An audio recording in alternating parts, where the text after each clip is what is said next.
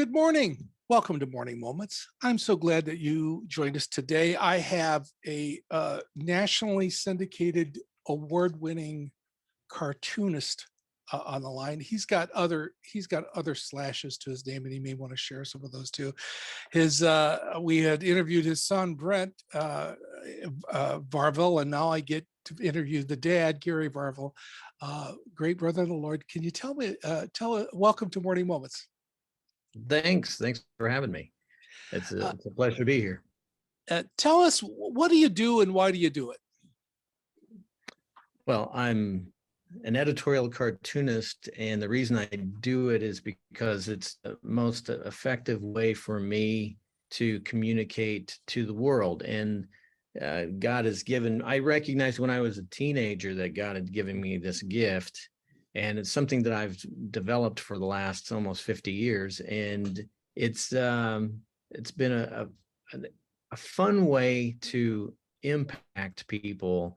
And my job, for 40 years, I was in the newspaper business. So my job was in opinion journalism. And so I was trying to communicate with people and try to get them to think. An editorial cartoon, the main objective is not to make you laugh.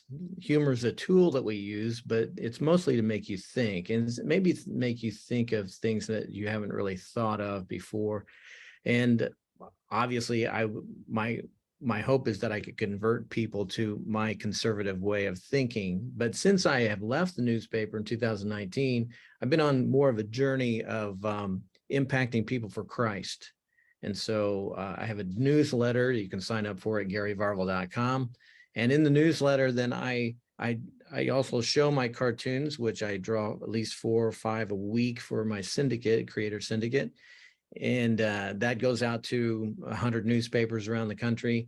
But at the same time, then I get to write every week.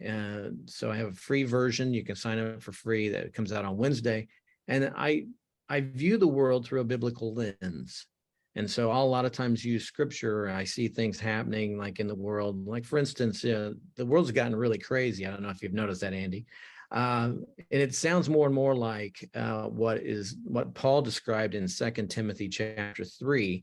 He says, then in the last days, people will be like, and then he gives 19 different things that they'll be like. They'll be lovers of themselves, lovers of pleasure, lovers of money. They'll be unloving.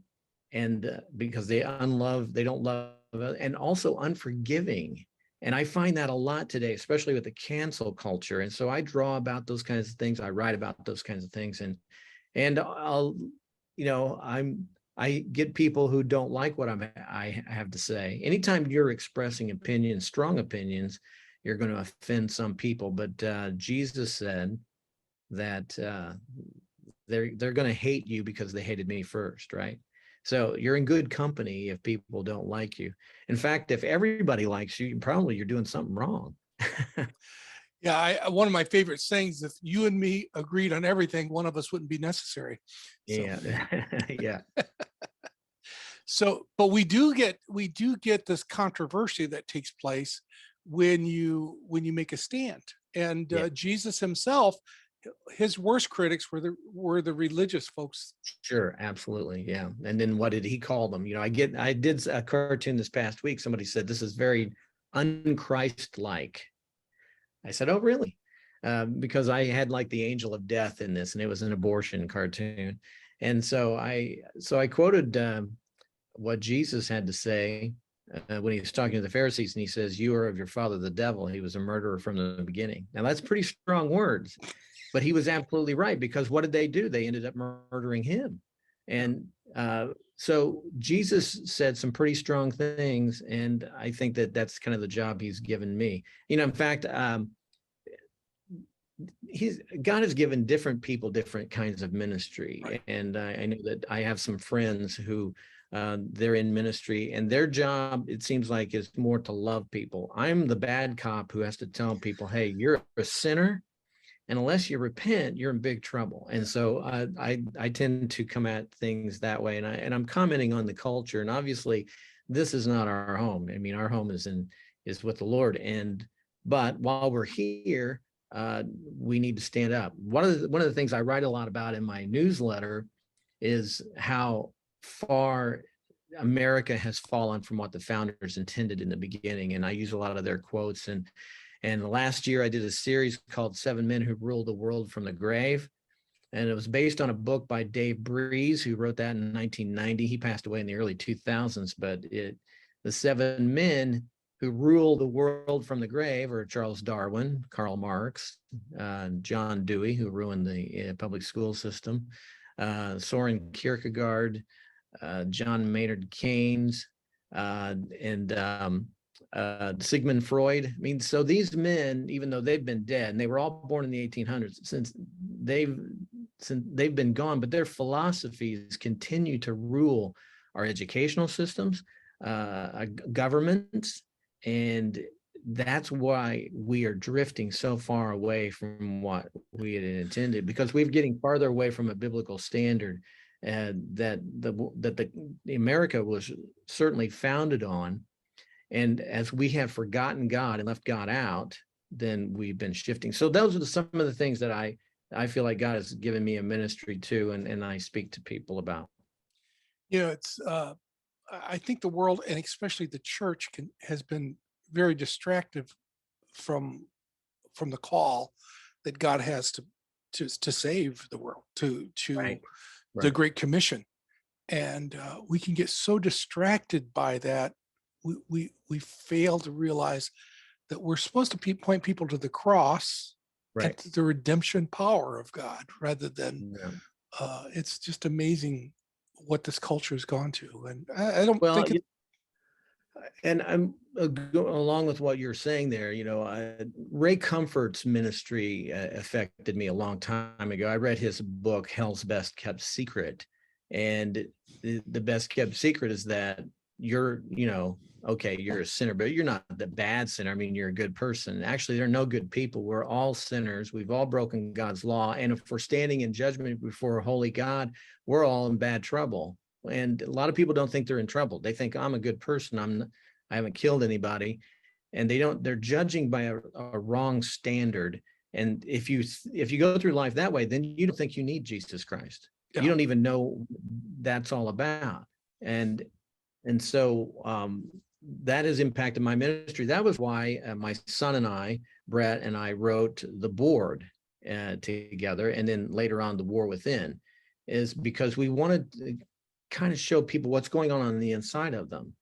And so the Board movie was basically a gospel presentation using apologetics. We use a lot of arguments against, and the whole premise of the Board was your soul. We depicted your soul as 6 different characters: your mind, emotion, will, conscience, memory, and heart. And these 6 different characters make up you and your soul.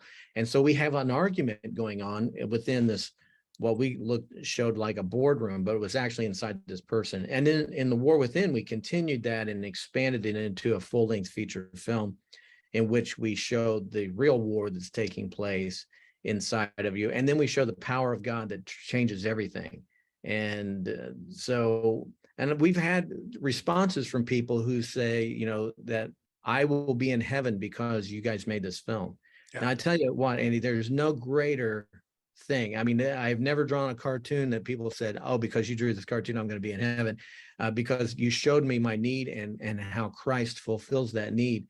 That was the greatest thing for me, to see that kind of thing. And then I also, for that movie, I wrote and illustrated a children's book called The Good Shepherd, which you can get these things at houseofgracefilms.org, the film and the children's book. And the children's book teaches children that if you know the Good Shepherd, death is not the end. Death is just a step over to a place where life will never end. And so it was a real pleasure to write that and illustrate it. And then we've had such great response from people who said, it deals with death, but I think it's in such a way so that a child can understand it. And we've had people say, grandpa died, and we're having a hard time explaining this to our young child. And then we used your book, and they came to Christ. They realized, hey, that's where grandpa is, and I'm going to see him again. And so that's a real blessing.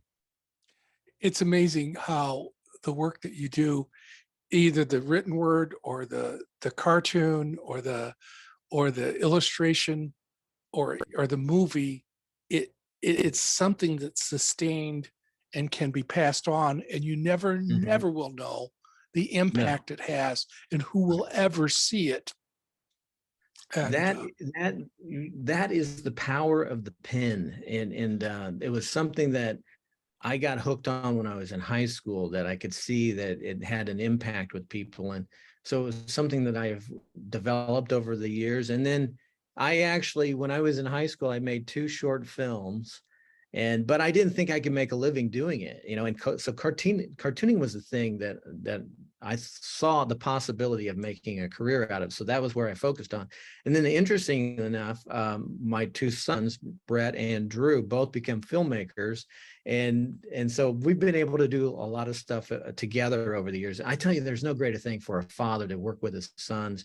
And I also have a daughter, and she's very talented too. She's a graphic designer. So they didn't fall far from the tree, although they're not cartoonists, which is a good thing because there's no future for cartoonists. yeah, I'm kind of like the last generation. I'm a dinosaur. yeah.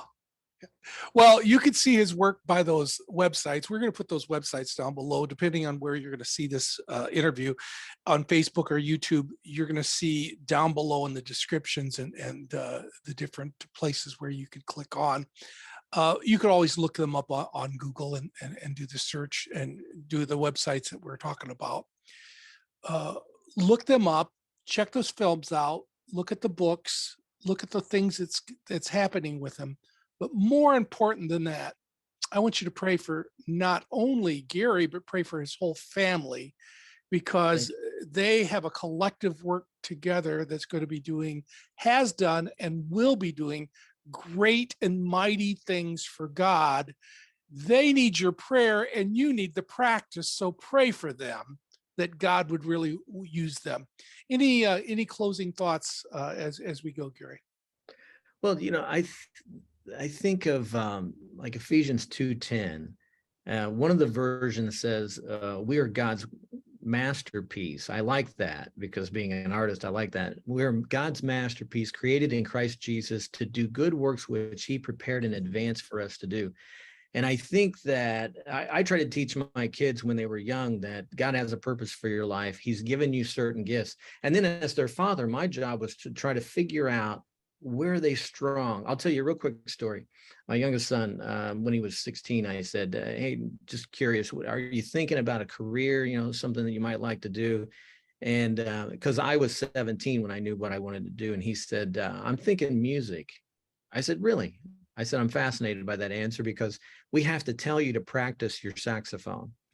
And no one told me to practice drawing. I did that on my own because I love doing it. I said, "Now, if you could do anything, you know, just name it. What do you enjoy doing the most?" And he said, "I like making videos." I said, "Okay, then let's make videos. Let's focus on that." Well, he's 5 years younger than my oldest son, and so they both were doing the film thing.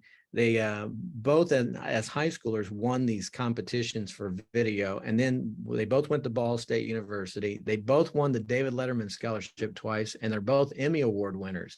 And so they have been very successful. They've done a lot of work together, and that's the other thing too. Even though they're 5 years apart, they're like best friends, and they know each other so well in the filmmaking genre. They have different personalities, but they just mesh so well. And so I think, I'll take a little pat on the back because I recognize music's not going to be your thing. So the video thing was something that they could sit in front of a computer for hours and hours and not get bored because they'd be editing and creating something. But and then other things would just drive them crazy. They didn't like doing it. I know exactly what that felt like. I mean, I had classes in school that I just thought time had stopped. I can't get through this hour, and I want to do something different. But when I could sit down and draw stuff, it seems like time just flies because I'm having fun doing it. So find what you're passionate about. But it takes more than passion. It also takes talent. If you ever watched the early episodes of American Idol, you realize that some of the people are very passionate, but they can't carry a note, and they have no business doing that. So So you got to have both some skill that God's given you. You have to develop it. You also have to be passionate about it. And then, so it's a combination of all those things. Also, I think you need to be encouraged. You expect your parents to encourage you. And I've written this before, that kids need at least three things to hear. They need three things from their parents, specifically their dad. I love you, I'm proud of you, and you're good at. They need to hear that they're good at something, and find what that is, and try to encourage them in that. There's great, and the word courage is in courage. It gives them courage to continue doing it. I taught art, high school art, part-time while I was drawing editorial cartoons for the newspaper. And so I dealt with a lot of kids, and my goal was to try to get them to have the courage to try things. You're looking at a blank page, give you courage to fail, because in doing it, something happens. I think a lot of times people have dreams, but they never do anything. And you have to do something. And you learn from your failures, and I've learned from plenty. I told my students that most of the stuff I ever drew got thrown away. Most of the stuff I drew no one ever saw, and that's just part of it. Yeah. You just developing. That's a long answer. Yes, but what a Sorry. great message. What a great message. Somebody may need to watch this video again, because there was so much truth to it. And please pass it on to others, and please pray for him, and please keep coming back. Thank you so much for being my guest today. Thank you. Thank you for joining Morning Moments, and keep coming back.